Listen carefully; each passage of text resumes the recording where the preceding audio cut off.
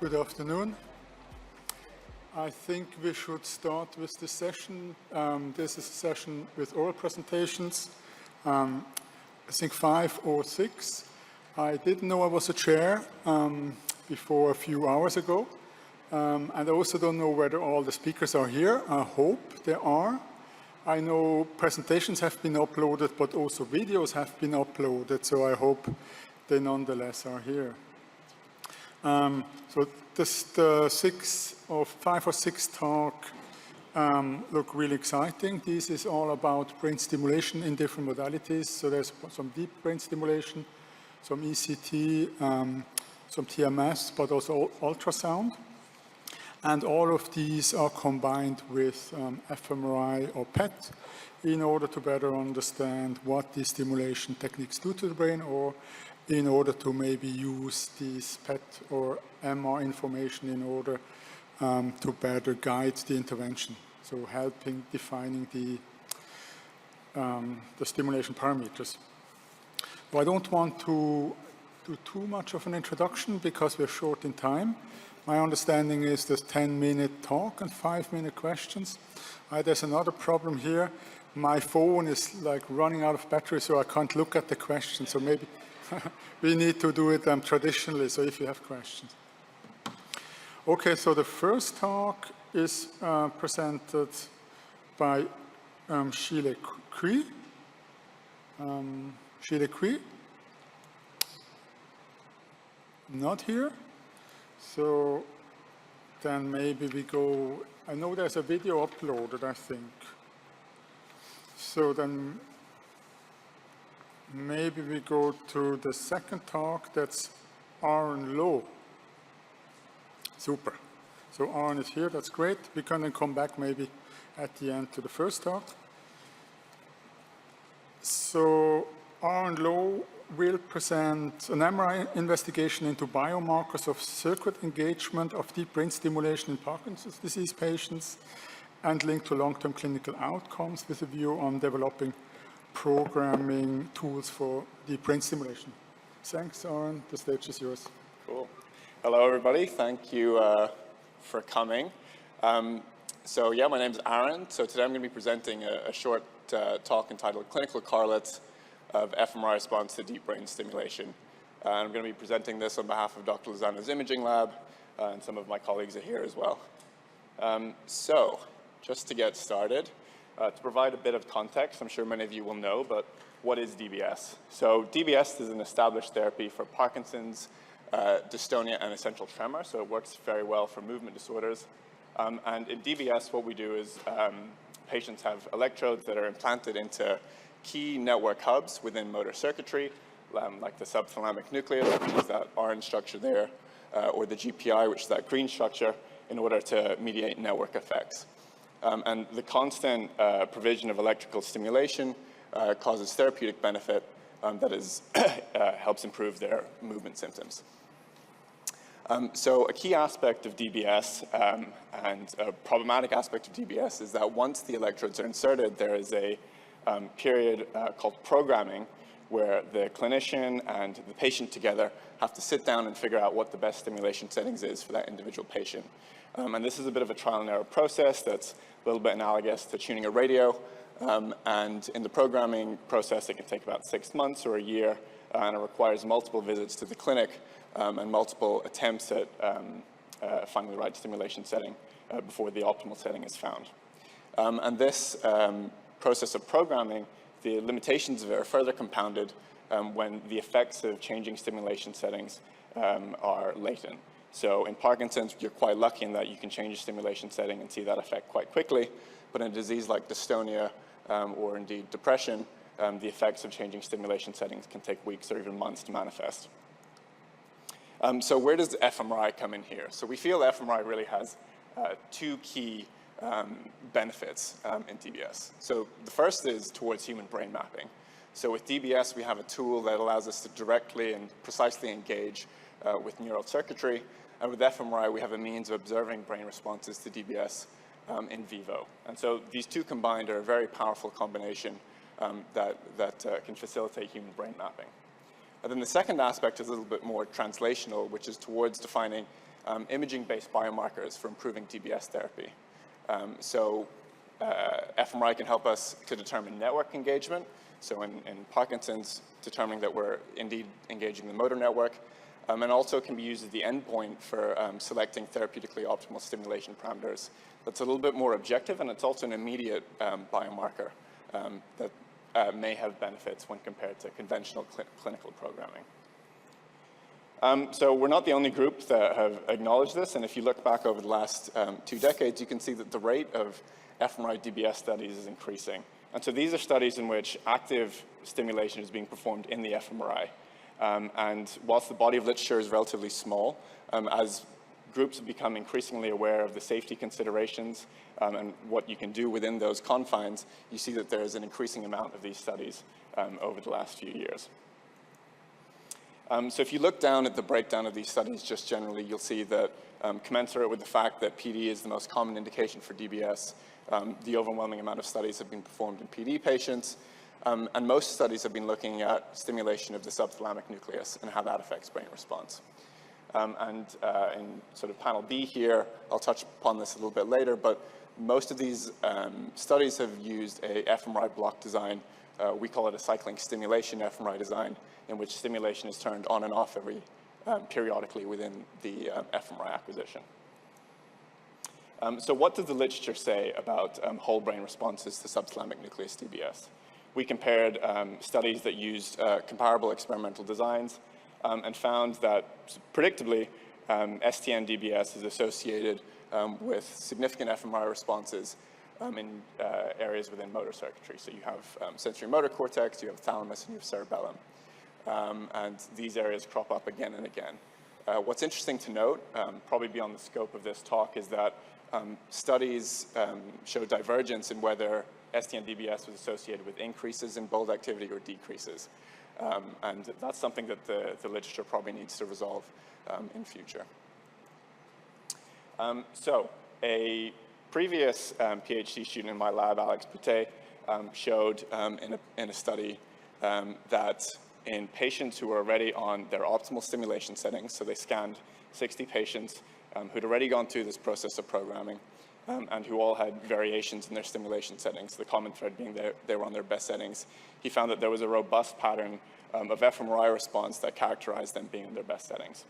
And he found that that pattern of response was indeed predictive of whether a patient was on their optimal or non-optimal stimulation settings. And you can see here in this figure that as you move stimulation away from what we know to be clinically optimal for that patient, that pattern of response is diminished. But the relationship between fMRI responses and clinical outcomes hasn't been thoroughly examined at a symptom-specific level. And so that was the goal of this present study. So using a selection of those patients used in Alex's paper, we looked to correlate whole brain fMRI responses across 40 patients who had received subthalamic nucleus DBS with their clinical improvements in specific motor symptoms following DBS. And so these symptoms were tremor, rigidity, bradykinesia, which is slowness of movement, and gait or axial instability. So these patients also have trouble walking and with their posture. In terms of the individual fMRI acquisition, scans were performed in patients who, as I say, we knew what their best settings were. So scans were performed on those settings. And we used the cycling stimulation fMRI design, which is just like a conventional task fMRI, with the task being the stimulation in this instance. So during a 6-minute-long acquisition, the stimulation was automatically cycled on and off. And this was able to provide individual fMRI response maps showing the effects of STN DBS. And so we performed acquisitions with only the left electrode turned on, and that was to sort of parse the effects of ipsilateral, to identify whether effects were ipsilateral, contralateral to the site of stimulation. So the first thing we did is we looked to see across these 40 patients how fMRI responses in 16 a priori regions of interest were correlated with clinical improvements. And so these regions were identified from the previous functional neuroimaging literature. And what we did is we looked at both signal changes, so the mean t-values within these specific ROIs, across every patient's fMRI map, and we correlated that with their clinical improvement from DBS in tremor, rigidity, bradykinesia, and axial symptoms. And so what we found with, when looking at these a priori regions is that we only found two significant correlations. Firstly, that axial symptom improvement was significantly correlated with bold signal change in the right anterior cerebellum, and axial symptom again was significantly correlated with bold signal change in the left sensory motor cortex. But we didn't find significant correlations when looking at the other symptoms or in other brain regions. And so we decided we would look then beyond these a priori regions and take a more whole brain approach to see if we were missing anything. And so what we did is for each specific symptom, we divided our cohort into responders, so the top 25% of improvers in that specific symptom following DBS, and non-responders, so the bottom 25%. And we just performed a conventional group level analysis at the voxel level. Now what we found, interestingly, was that, as you can see, that there were areas that were significantly different between responders and non-responders for specific symptoms. And what was particularly interesting is that these areas were distinct depending on the specific symptom that we were looking at. And then another thing to note as well is that whilst, as I showed in that figure summarizing the literature, that thalamic, the thalamus is typically implicated when looking at ST and DBS, that wasn't something that was necessarily mediating clinical improvement, and you can see its absence here. So in conclusion, we feel that this is preliminary evidence of an association between DBS-evoked fMRI response and clinical improvement following DBS. Brain regions associated with clinical improvement can include areas outside of the traditional motor loop, and this is consistent with the literature suggesting that in Parkinson's you may be recruiting additional circuits in trying to mediate or mitigate motor symptom dysfunction. And interestingly, these regions were different depending on the specific symptom examined, suggesting that there may be symptom-specific networks of DBS efficacy. And we feel the translational aspect of this is then you can perhaps use this information to help titrate stimulation according to a patient-specific symptom profile. So if you have a patient who is predominantly tremor dominant, then you might want to sort of titrate their stimulation accordingly versus a patient who mainly has axial symptoms. So I'd just like to acknowledge all the other people in my lab and our many collaborators and the generous funding of the Michael J. Fox Foundation who helped fund this study.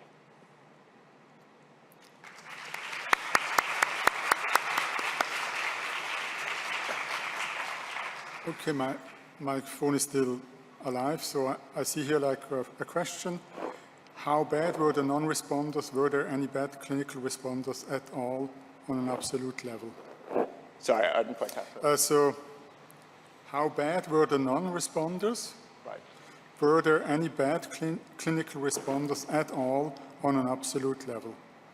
Oh, yes. So, I mean, the mean, okay, I've lost my slide, but I think the mean sort of improvement was about 50% across all symptoms, 50% improvement from baseline.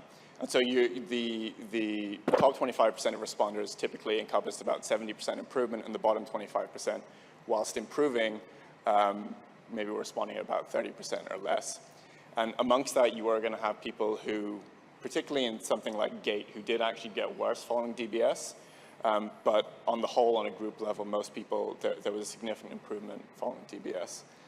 But yes, there are, particularly in certain symptoms, people who would have actually got worse following DBS, and that would have mainly affected gait. Okay, thanks. We can take one other question. I think we can take 1 to 2 questions. So the second question is, were your two group comparison and analysis of intersection between group and correlation? Yes, so we didn't, you point out a good limitation of this in that we didn't perform an interaction between the different symptoms. So we didn't directly compare the interaction between these group maps and the specific symptoms. But that's something we would like to do in future to really parse out exactly how different these sort of symptom-specific networks are. Okay, great. there's no further question. I think we need to continue to give time. Thank you a lot. Thanks again. Okay, then let's start with continue with talk number 3. This is by Usman Javed Sheikh. Hopefully he is here. Doesn't seem to be here. Okay. Oh, so yeah, super. Good. Okay, so this is an investigation into the dose-dependent effects of consecutive cumulative doses of intermittent theta burst stimulation, so this TMS, over the DLPFC on the dopamine release in the striatum. Thanks. All the stage is yours. Okay, thank you. Hello, everyone. Welcome to the presentation. My name is Usman Javed, and I'm a PhD student at the RWTH Uniklinik Aachen. The topic of my presentation is dose-dependent effects of transcranial magnetic stimulation on frontostriatal connectivity, 18F DMFP PET study. So I begin my presentation with stating the goal of the study. So we wanted to investigate the frontostriatal connectivity through a combination of PET and TMS technique, which I will explain in the further slides. We wanted to measure the release of dopamine in the striatum region when we do a TMS stimulation on the left dorsolateral prefrontal cortex area. So in this case, we used a radiotracer, which is a very high affinity D2D3 receptor antagonist. So talking about the frontostriatal networks, basically these are formed between the frontal region and the striatum region and are responsible for various activities such as the motor, cognitive, and emotional processes. And from the previous studies, it is evident that the TMS on the prefrontal cortex helps to modulate brain connectivity. So what is TMS? TMS basically stands for transcranial magnetic stimulation. It is a non-invasive brain stimulation technique which works on the principle of electromagnetic induction, and it can be used for research and clinical purposes such as depression treatments. There are stimulation protocols like ITBS and CTBS which can be used to either increase or decrease the neuron activations in a certain area in the brain. In this case, we have used the ITBS brain activation protocol. On the right side, you see the picture of the equipment placed in our lab. It's a MagVenture MagPro X100 model, which comes with the active and non-active coil. So for the imaging part, we use the PET scanning technique, which is a nuclear medicine functional imaging technique. It also detects the gamma rays. It requires a radiotracer, and in this case we use a very specific radiotracer, which is 18F desmethoxyfelipride, which is a high affinity D2D3 receptor antagonist. It comes with certain advantages like having a longer half-life, about more than 100 minutes or so, because our study was also very long, almost about 2 hours, so it really helped. And it can be also transported through remote cyclotron units. So previous studies like the 11C reclopride, it had a very shorter half-life, such as 20 minutes or so, and they also need to be produced in the lab itself. But this was a really big advantage for us, that it can be transported through other units. So, as I told, we wanted to measure the dopaminergic activity. So, at the synapses level, as soon as the radiotracer was injected in the human body, they binded the D2, D3 receptor sites. But when the stimulation was presented on the left dorsolateral prefrontal cortex area, it released the endogenous dopamine neurotransmitters, which had a competition on the binding site, and it displaced the radiotracer. So talking about the experimental setup, we used the ITBS, which is the intermittent theta burst stimulation. It is presented in bursts of stimulations.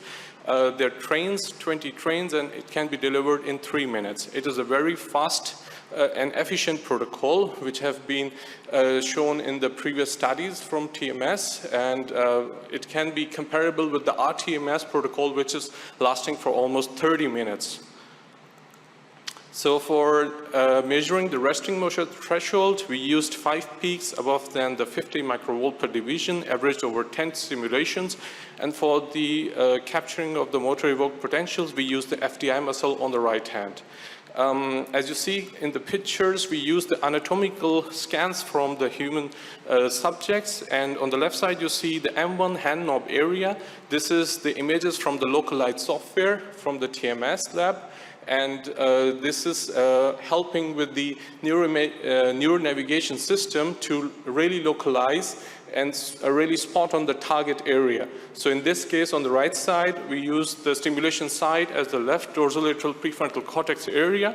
So we were able to identify and locate the coil on the exact position. This is the experimental setup. So we used the online TMS technique. So we placed the infrared camera at the front near the bed of the scanner, and at the back of the scanner we placed the TMS machine. While the participant was lying inside the scanner, we also placed a shield just to protect the PET scanner from any scattering effects. And the head reference markers and the TMS reference markers were seen by the infrared cameras. Okay, so this is the experimental setup of our study. We recruited 23 healthy subjects for our study. The experiment was conducted in 3 days. The day 1 was for a little brief introduction and anatomical scan, and day 2 and 3 were used for sham stimulation and verum stimulation, which is the active and non-active stimulations in this case. We used the TMS in the block design. So we presented TMS after 30 minutes interval, and we used the PET scanning at the same time as well. So for the pre-processing part, we used the PMOD software, which is a well-known software for processing PET imaging data. And we used all the processing steps like the motion correction, reconstruction method, and normalization. For the analysis, we used the time activity curves of the radio tracer, and we also calculated the binding potential, which is the ratio of the specific and non-specific activity. And for the analysis of variance, we use SPSS. So here are the results from the time activity curves from the radio tracer. So as you can see, the nucleus caudate and putamen, which is consisting from the striatum region, has more distribution of radioactivity as the radio tracer is binded to the D2, D3 receptor binding sites, and the cerebellum has almost no D2, D3 receptor binding sites. That's why it's very on the lower side, and we use this as a reference here. So for the statistical model, we used the analysis of variance, and main effects were area and sham verum, the active non-active coil, and I will share the results from the significant interaction. So this is our main finding of the study. So we have discovered that the sham and verum, which is the active and non-active stimulation, have a significant difference here. So it can be seen in the red curve, the verum stimulation, which is the active stimulation, has a lower binding potential, or vice versa, the more dopamine displacement. So in this case, we can also state that after the first, second, and third stimulation, it shows a progressive increase, also the sham. But after the third stimulation, or about 75, 80 minutes, it becomes stable till the end of the session. So we can conclude the study that the TMS, if presented in the block design and intervals, can be having a dose-dependent effect on the frontostriatal connectivity, and the 3 stimulations are better in case for larger effects than 1 single stimulation. This shorter ITBS protocol is consisting only for 3 minutes, and it can be used for further therapeutic setups, and also it can be avoiding the long stimulation protocols, which is used in the RTMS techniques, and also be less painful. So thank you very much, but I would like to also show you one of the stimulation in our lab.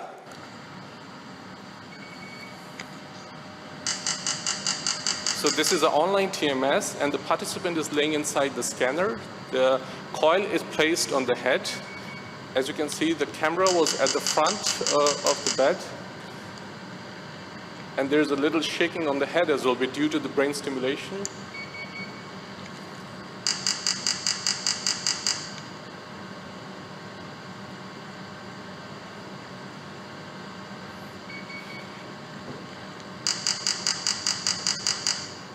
So the experiment was lasting about 2 hours, so it was a bit demanding, but we finished the study.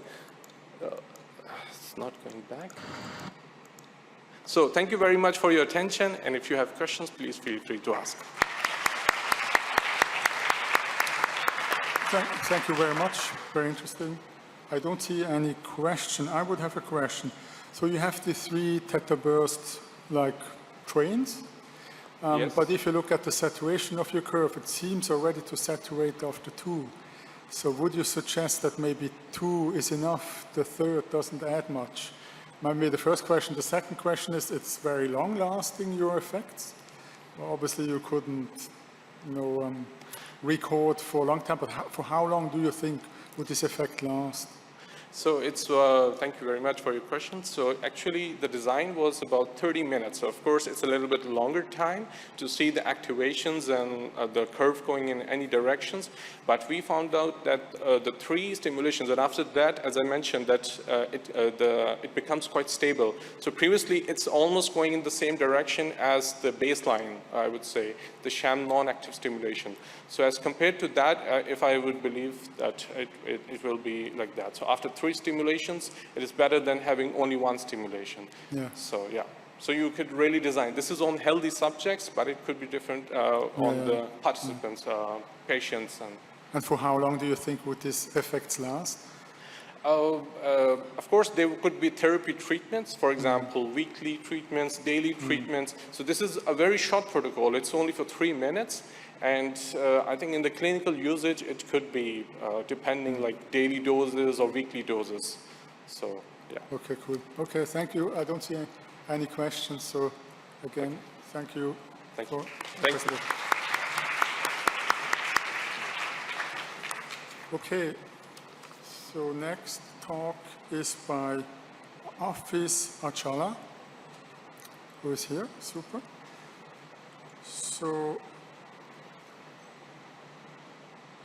this is a talk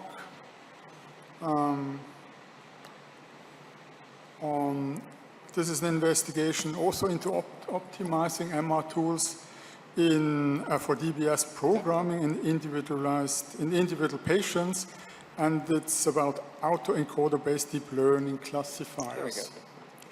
There we go. Hello, thank you. Thank you for having me. I am not Hafiz. Unfortunately, the first 3 authors on that are colleagues from GE Global Research, none of whom was able to make it. I'm Jürgen, the author right behind Aaron. You've seen Aaron talk.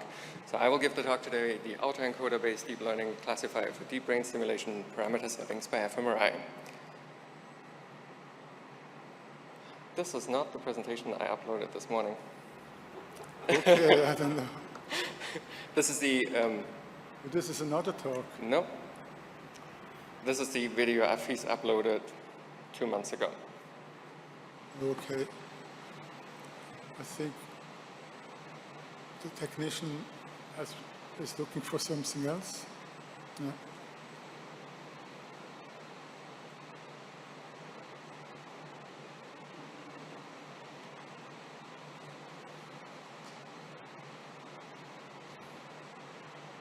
Mm-hmm. There's nothing else. It's a bit, maybe we just go to the next talk, or maybe you can go to the speaker room, and then we take you at the end. I'm sorry about that. That's where I was this morning. Okay, sorry. Okay. So let's go to the next talk then. This is a talk by Chayo Seguin. Is Chayo Seguin here? Not here. Okay. That's good. Perfect. So that's fun. So then the last talk, but I'm not sure this person is here because I don't think he has uploaded the slides, is Mario Stanziano. Not here neither. So many people didn't make it, I guess maybe because of all the travel problems. So I'm going back to the first talk. Chile Cui. I see he has a video. That's good. So we can look at the video if you're happy with that. Is that a video? Cool. So you must have uploaded Good afternoon and good evening, everyone. I'm Shile Qi from the College of Computer Science and Technology Nanjing University of Aeronautics and Astronautics. It is my great honor to introduce our work, Electroconvulsive Therapy Responses and Cognitive Impairment Multimodal Brain Networks in Major Depressive Disorder.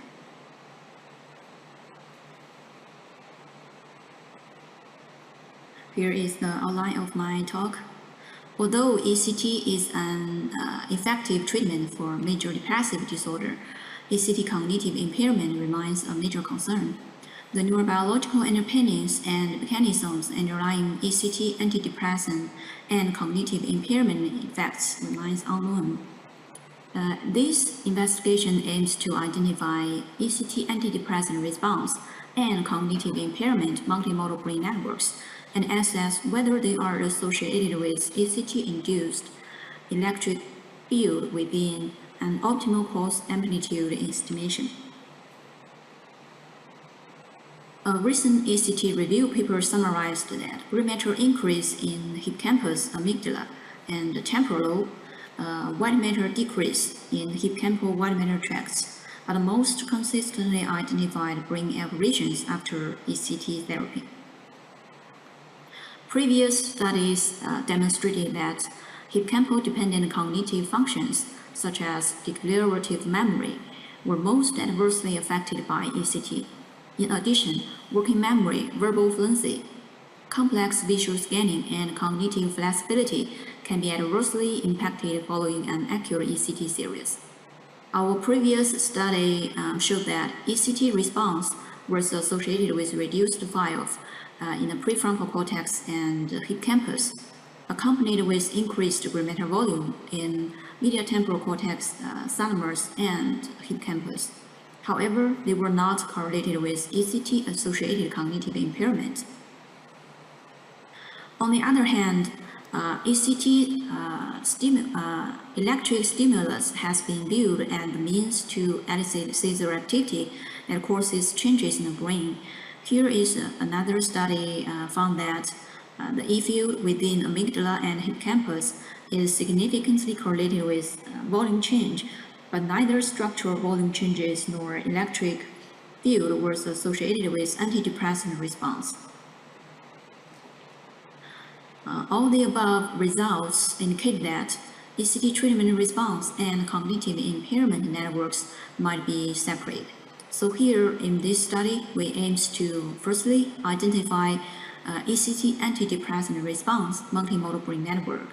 Secondly, identify ECT cognitive impairment multimodal brain network. And thirdly, compare the ECT antidepressant response and cognitive impairment networks. And fourth, validate the identified antidepressant response and cognitive impairment networks in two independent datasets. And fifth, evaluate the relationship between ECT field within these two networks with clinical and cognitive outcomes. And finally, determine the optimal pulse amplitude based on antidepressant and cognitive networks. Here comes the method. So in this study, a single-site clinical trial focused on amplitude of 600, 700, 800 MA, included longitudinal, multimodal imaging, and clinical and cognitive assessments were completed on a day before and within 1 week of finishing the accurate ECT series.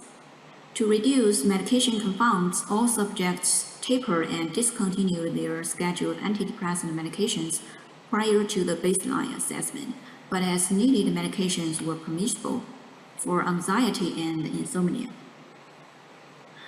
Adult patients with MDD investigated in this study were recruited from the University of New Mexico. Among all the cognitive measures, the verbal score had the most significant longitudinal difference between pre and post ECT. This means that the highest cognitive decline after the ECT series. The longitudinal differences between pre and post ECT reflected antidepressant response and cognitive impairment that we can see from these p-values. All patients started with right unilateral electrode placement and were randomized and blinded to 600, 700, and 800 mA prior to the first ACT treatment. So according to the goals stated before, we performed the following analysis. Firstly, HDRS guided fusion was used to identify antidepressant response multimodal brain network. And secondly, cognition-guided fusion was used to identify ACT cognitive impairment multimodal brain network. And third, antidepressant response and cognitive impairment networks were compared to identify common and specific brain regions. And fourth, antidepressant response and cognitive impairment networks were validated within 2 independent datasets. And fifth, the relationship between ACT-induced E-field and the clinical responses were compared with correlation analysis. And finally, optimal E-field, optimal pulse amplitude were estimated based on the ROC analysis. So firstly, HDRS associated multimodal component was identified that longitudinally discriminating between pre and post ACT and anti-correlated with the HDRS scores. So we can see that after the ACT series, decreased fire-off in the superior orbitofrontal cortex and caudate were accompanied with increased gray volume in medial temporal cortex, thalamus, and parahippocampus and hippocampus. Cognition-associated multimodal component was identified that longitudinally group discriminating between pre and post ACT and correlated with cognitive scores. We can see that after ACT series, decreased fire-off in the superior orbitofrontal cortex, caudate, hippocampus, parahippocampus, and amygdala were accompanied with increased gray volume in the medial temporal cortex and caudate. When comparing between antidepressant response and cognitive impairment networks, we found that fire-off in superior orbitofrontal cortex and caudate, increased gray volume in medial temporal cortex were common covariant aberrations after ACT. Gray matter increase in the hippocampus complex and the thalamus was unique in antidepressant response, and fire-off decrease in the amygdala hippocampus complex was unique in cognitive impairment. Independent ACT dataset verified both antidepressant and cognitive impairment multimodal brain networks. The identified common brain areas between antidepressant and cognitive impairment networks were found to be correlated with both depression severity and cognition in independent cross-sectional independent dataset. So all the above identified similarities and differences between antidepressant and cognitive impairment networks were replicated on the subset of those subjects treated with right unilateral electrode placements. And finally, we found that E-field within these two networks have opposite effects with improved antidepressant outcomes and compromised cognitive safety. And the optimal pulse amplitude to improve both antidepressant and cognitive safety in ACT was estimated as 92.7 to 130.9 V per m estimated from antidepressant response and cognitive impairment brain networks. So in summary, to the best of our knowledge, this is the first study to identify the neurobiological underpinnings underlying ACT antidepressant response and cognitive impairment multimodal brain networks. We found a large overlap between antidepressant and cognitive networks. The overlap in the hippocampal complex reflects different mechanisms with increased brain matter volume in antidepressant response network and decreased file in cognitive impairment network.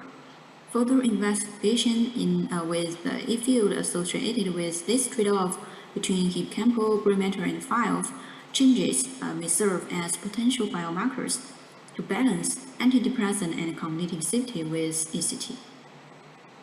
Finally, the determination of the optimal E-field within the hippocampal complex to balance brain matter, antidepressant, and file cognitive changes to estimate an optimal individualized amplitude, which determines the E-field strength, may improve the ECT benefit-risk ratio. Finally, I would like to thank our lab's iBrain founding director, Professor Zhang, and our collaborators, Professor Calhoun, Professor Sui, and Professor Ebert, who contributed to collect the ECT data. Thank you for your listening. Good. Thanks. I'm sure there are many questions. The best thing is to directly contact Shikri. So now we have one talk, live talk, I think. Hopefully it works. Afis Achala, do you want to come again? And then I think we have one video left. I think the last talk, we don't have a video, if I understand correctly.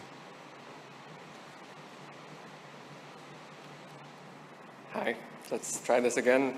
I'm still Jürgen Germann. So the first three authors are GE Global Research. They couldn't come here. And Aaron, you've just heard. So this was done in a collaborative work between Dr. Lozano's imaging lab, that's where I am, and GE Global Research. It's called autoencoder-based deep learning classifier for deep brain stimulation parameter settings for fMRI. I have no conflict of interest to declare. As mentioned, three of my colleagues are employees of GE Global Research, and Dr. Lozano does some consulting.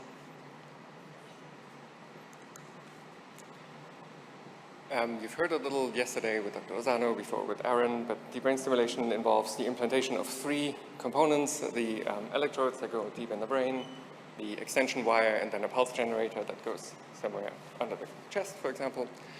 And then this is used to send electrical stimulation to a specific location in the brain, modulating brain networks and helping symptom alleviation in patients. The main indication is Parkinson's disease. And the most frequent target in Parkinson's disease is the subthalamic nucleus. It's a nucleus below the thalamus that is lens-shaped, and it is a key hub in the motor circuit, and we target it in Parkinson's disease to alleviate motor symptoms. As Aaron has mentioned already, the programming of the DBS device is time-consuming. You basically iterative work through all the parameter space, the different contacts, voltage, and so on. But when it is successful, it actually helps a lot in the patients, and it helps them alleviate their symptoms. However, it needs a highly technical team to do it. You need a very good neurologist to program it with experience, and it's time-consuming for the patient. He has to come 10, 15 times for the programming. So this all limits the access to this treatment for patients, and to date, only about 200,000 people in the world have gotten deep brain stimulation. So we have previously shown that fMRI could be used to speed up the DBS parameter optimization. This is work done by our colleague Alexandre Boutet. This is similar data to what Aaron has described. So this is fMRI acquired in the block design with a cycling DBS on and off every 30 seconds. We would go through different contacts, different voltages. And we've shown that this could be combined with a DBS for rapid parameter optimization. So in our previous work, the one published by Alexander, we used a partial-based feature extraction and linear discrimination analysis. And the data set is similar for the previous publication that we used on this one. It's 122 acquisitions, 39 patients that are clinically optimized. And the partial-based extraction is what Aaron showed you before. We have these 16 regions in the brain that were predefined from previous PET and SPECT work where we look at the normalized bold response in that region, normalized to an area in the cerebellum, and averaged across the brain region. So then you would do an acquisition, do the pre-processing, put it in the linear discrimination analysis, and it works reasonably well. However, this is not optimal for a more automated DBS optimization. So the work I'm presenting here is trying to replace the feature extraction with the autoencoder-based feature extraction, and we then combine that with a multi-layer perceptron. So in difference to before, now the fMRI maps go straight into the autoencoder, and we just let it work there, and we get the feature extracted this way, without having to normalize, without having to have predefined regions of interest. Previously, similar to previous work, we did a 5-fold cross-validation, and we used a multi-layer perceptron, another neural network, as the classifier. All in our goal to find an automated tool for DBS parameter optimization. On the left, I'm showing an example volumetric fMRI map, and next to it, the latent vector from the autoencoder, showing that we seem to encode something meaningful. They're quite similar. And the TSNE visualization shows a very nice separation between optimal and non-optimal settings. So it seems that we encode something useful. And when we feed that into our multi-layer perceptron, we now get a classification accuracy of over 90%. This is from the 5-fold cross-validation, and this is better than the original 80% that we had with the parcel-based linear discrimination analysis. And the area under the curve for both optimal and non-optimal is 0.91. So this is markedly better than what we had before. To show that the features that come from the autoencoder are meaningful, if we use different classifications, we also tried a random forest, a support vector machine, and a k-nearest neighbor. And the random forest and the support vector machine were also markedly better than our original partial-based linear discrimination analysis, showing that the features that come out of the autoencoder are useful and meaningful for future work. The k-nearest neighbor did not make it at decent accuracy, but was not better than the original method. This is a short talk. So in conclusion, the proposed autoencoder feature extraction facilitates the rapid and automated DBS parameter optimization for fMRI. We do get high accuracy using the autoencoder features, using multiple classifiers, the multi-layer perceptron, the random forest, and the support vector. The superior accuracy comes out of our autoencoder multi-layer perceptron, and we are using this as a starting point to potentially build a automated or semi-automated tool that can be used for DBS parameter optimization based on fMRI without having the patient come in for 10, 12, 15 times. And this slide is similar to Aaron's. I would like to thank collaborators at our lab, GE Global Research at the University Health Network, and our generous funder, the Michael J. Fox Foundation.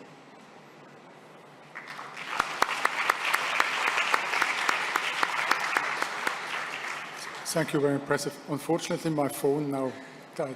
Do you have the question on your phone? No, if somebody has asked the question online, can you ask the question, please?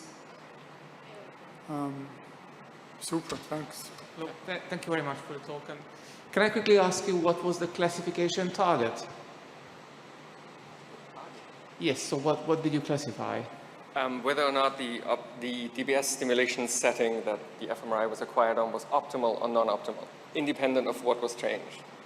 So optimal would be a certain contact, certain voltage, certain frequency, and non-optimal would be something different. Different contact, same voltage, same contact, different voltage, all of those iterations. Okay, so when on the image you showed, there were, if the numbers of the different amplitudes and different contacts was as they were, that was about 20 different combinations. So you basically classified one against the 19? Yes. Okay. So that's why we only have 39 optimal, and then the rest are suboptimal. We didn't, not every patient, we didn't have the time in every patient to go through every iteration. But thank you. Okay.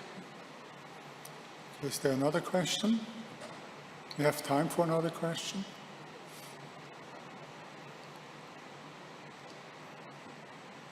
Okay, if not, thank you again. Thank you. Super, you made it work. So I think we have like one last video, if I'm correct, from Chayo Seguin,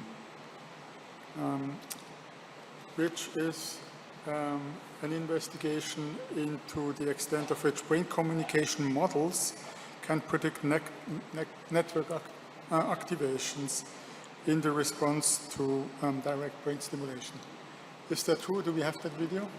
Hi everyone, my name is Gregor Thut. I'm a postdoc at Indiana University, and today I'll tell you a little bit about this work on modeling propagation of stimuli through the human connectome, done with this amazing team of collaborators. I also have a poster that I'll be presenting virtually on June 8th, so if you're interested, come by. I'll be talking about brain network communication models, and they try to answer this key question of how are signals communicated between gray matter regions through white matter connectivity. Here we have a representation of the human structural connectome, where each node indicates a gray matter region, and a link between two nodes is a white matter tract. There seems to be a problem. And we can see that this network only encodes information on direct anatomical connections between regions. So as a result, the structural connectivity matrix is typically sparse. So we can't, based on this matrix alone, we can't really infer anything about regions that are anatomically unconnected.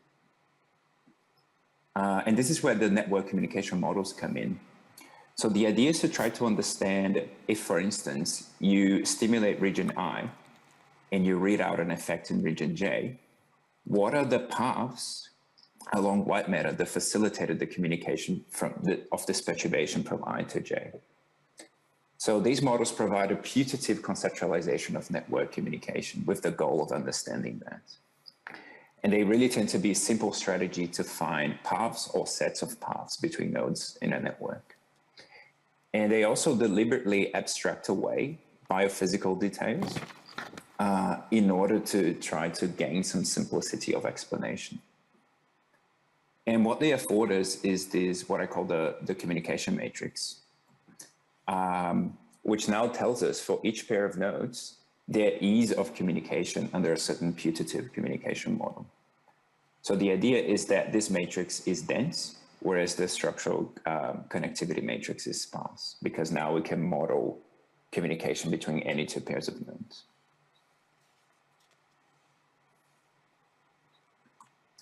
And there have been lots of different conceptualizations of network communication proposed in the network neuroscience literature. And they roughly fall in the spectrum from decentralized or diffusive measures to routing measures. The diffusive measures propose that communication is a sort of diffusive ebb and flow through the network, whereas the routing measures propose more of a message passing along efficient paths. And conceptually, all the models along this spectrum have pros and cons, and we don't really know which conceptualization of network communication best approximates biological neural signaling.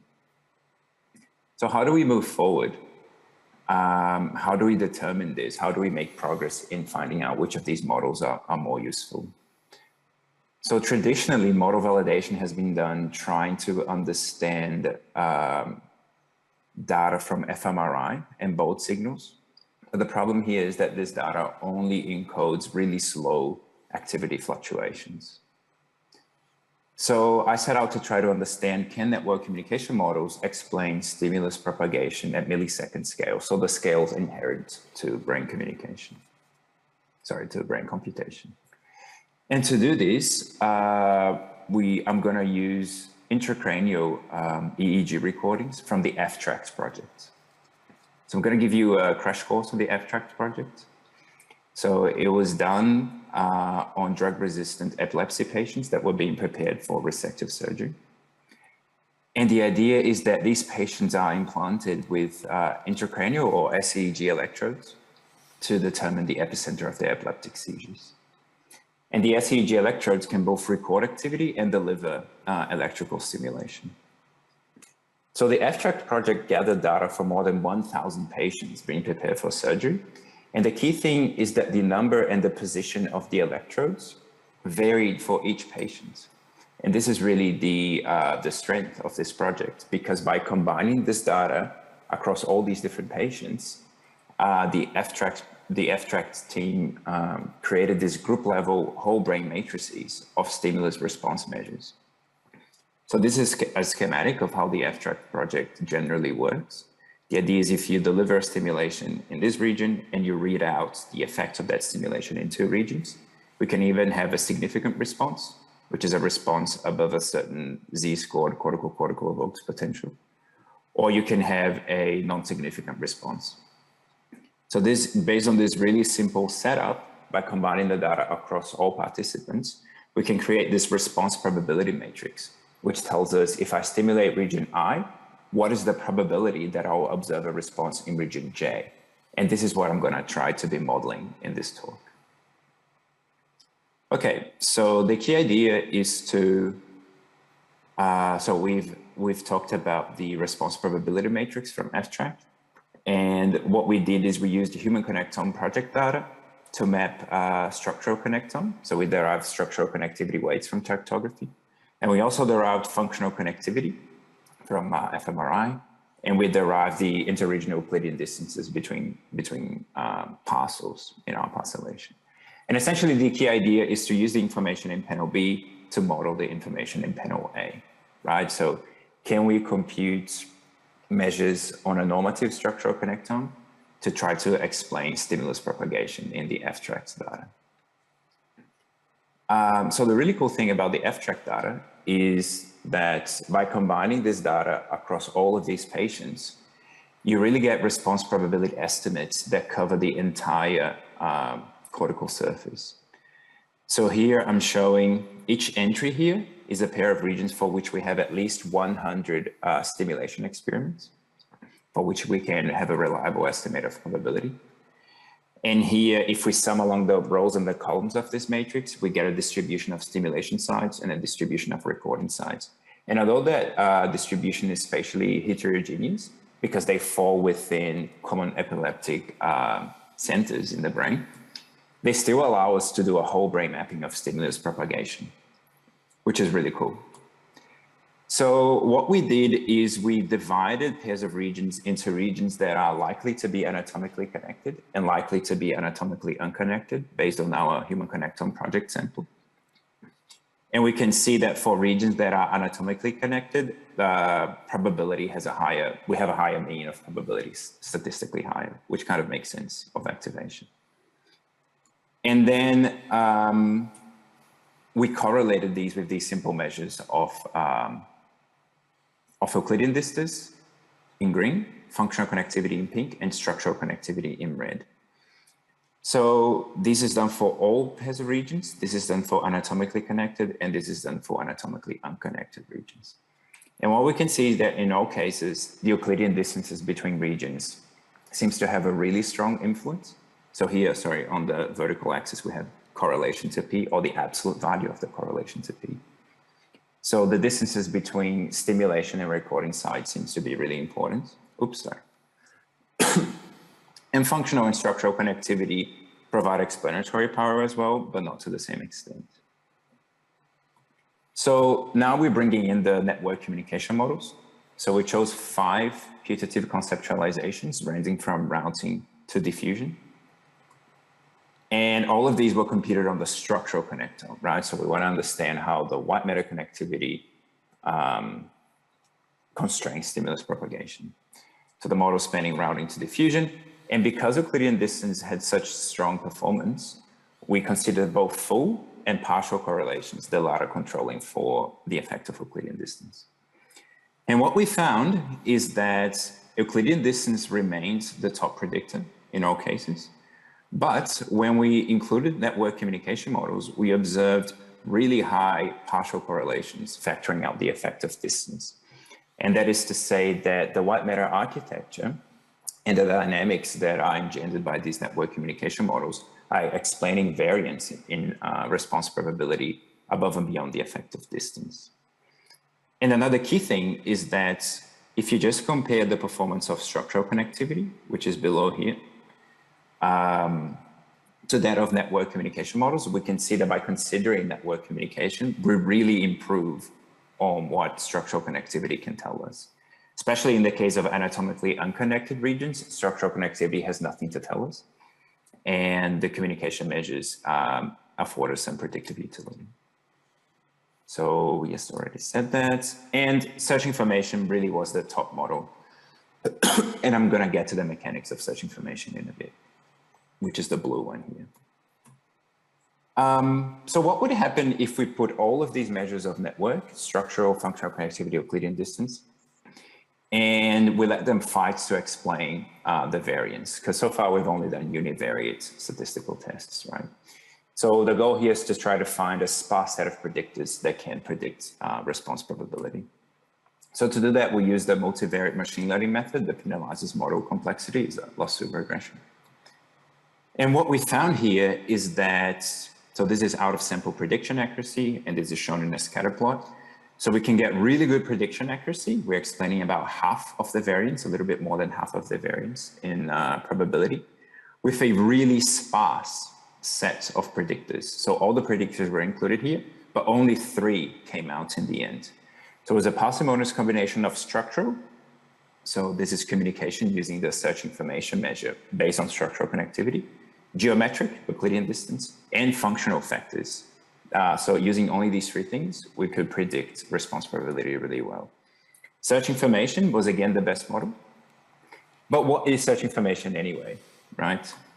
So in technical terms, it's related to the probability that a random walk will travel between 2 regions via the shortest path. But in the context of brain stimulation, it can be understood as the propensity of signal dispersion on the path from the stimulation site to the recording site.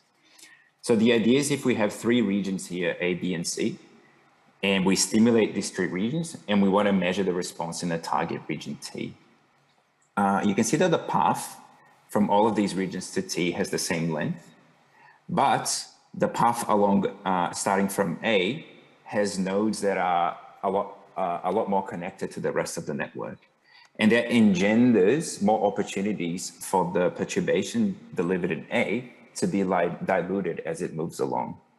So here we have the search information from A to T is the highest, and the search information from C to T is the lowest because the nodes along this path have very low degree. So the idea is that stimulating C will lead to a higher probability of activation in T, which I think is a cool insight. So to wrap it up, we provide empirical evidence that network communication models infer from structural connectivity based on MRI, can explain variance in stimulus propagation measured at millisecond scales. Spatial proximity between recording and target sites was really important. FC provided important information, and I think that this is capturing aspects of the underlying dynamics that are happening when you deliver that perturbation. And search information was the best conceptualization of network communication. And this hints that perhaps certain network communication models might be more useful than others. And again, check out my poster on June 8th if you want to come and talk to me more about it. All right, thank you.